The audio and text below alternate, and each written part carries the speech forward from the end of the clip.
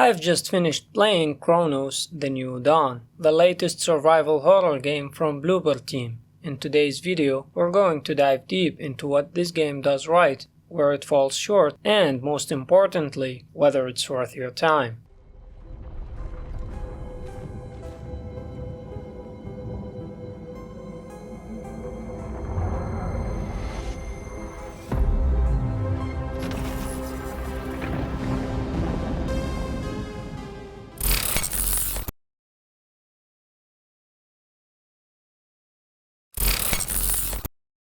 Hello everyone, and welcome to the Only Thing Gaming channel.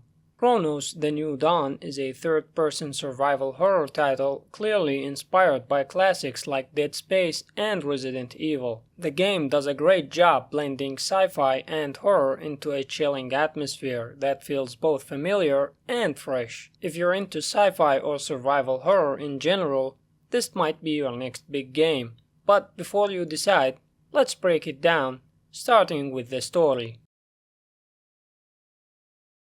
The narrative in Cronos isn't your typical straightforward video game story. We see the events through the eyes of the traveler ND-3576, but her identity and purpose remain shrouded in mystery. All we know is that she's on a mission to travel back in time and extract the essence of specific people. The plot is deliberately vague, with many details left up for interpretation. A lot of the story comes through documents, rift sequences, and audio logs. Personally, I'm not a huge fan of this storytelling style. It felt confusing and at times disengaging. But I'll admit, it does get better as you progress through the game. By the time you reach the ending, several mysteries are revealed, though I won't spoil them here, of course. The game even features 3 different endings, which adds a layer of intrigue. That said, the writing isn't always on point. The dialogue feels clunky, and a few scenes came across as unintentionally funny. For example, at one point, a character points a gun at himself, and our protagonist's way of helping was to point her gun at him. See for yourself. He goes with you, 'cause I'm going to hell. Don't do it! It's your fault. Still, despite the flaws, the story gave me enough motivation to keep going. The way the game mixes the mystery with the other elements like gameplay, exploration, and survival is truly where the magic happens. And before we move on to gameplay, don't forget to like the video, subscribe to the channel so you don't miss anything in the future, and leave your thoughts in a comment down below. For me, gameplay is where Cronos: The New Dawn truly shines. This isn't a walk in the park, it's survival horror in every sense. You can upgrade weapons and your suit at safe rooms, craft items, and even purchase supplies from a merchant-like system very reminiscent of Resident Evil 4. However, most enemies are hard to deal with. They take a lot of shots to die even with upgraded weapons, and you'll find yourself looking for ammo most of the time because melee combat is not reliable. Enemies have the ability to merge with the corpses of their fallen allies, creating a more powerful and dangerous foe. However, this can be prevented by either eliminating the remaining enemy before they initiate the merge, or by burning the dead body to destroy it permanently. Combat is a mixed bag. Encounters feel great in open spaces, but frustrating in tight corridors due to camera and movement issues. Sometimes the camera gets stuck, sometimes your character does. There are a few boss fights in the game. The game doesn't call it a boss fight, but it's a big encounter with a big enemy that drops a big reward when defeated. However, the last 2 boss fights in the game are the best in my opinion, but I can't show them here because of spoilers. Mostly I found that encounters in areas that allow you to use the environment to your advantage are the most fun. There's nothing more satisfying than blowing a barrel to take down a number of enemies with just 1 bullet. Also, the game makes the barrel usable again by fixing it with time manipulation, but you have to wait a few seconds after exploding it to bring it back. The puzzle design is another strong point. Clever, rewarding, and often tied to exploration. My favorite section was the hospital chapter. which had brilliant level design and fantastic atmosphere. Another aspect that pushes the gameplay further is exploration. Although the game is linear, it encourages and rewards exploration. Each time you go out of your way to explore, you either get energy, valuable stuff, weapons, or documents to learn more about the lore of the game. The exploration system mixes very well with the game's Metroidvania elements.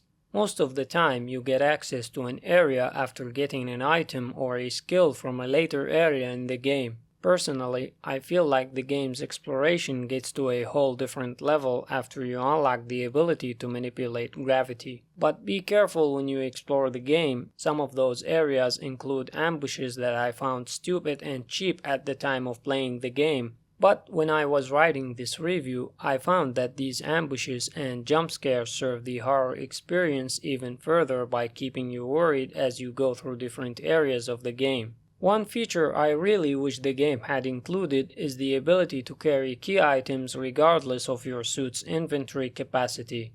In Resident Evil 4, for example, key items didn't take up valuable space, allowing for smoother gameplay. Unfortunately, in Cronos, I often find myself having to drop important gear just to pick up a key item, or worse, backtracking to a storage box to retrieve something like the chain cutter just to open a door. It interrupts the pacing and feels unnecessarily tedious. Overall, the gameplay loop gets better the further you progress. With each skill, weapon, and upgrade you unlock, you'll want to play more. My playthrough took a total of 12 hours. The game got so intense, my last 4 hours were played in one setting.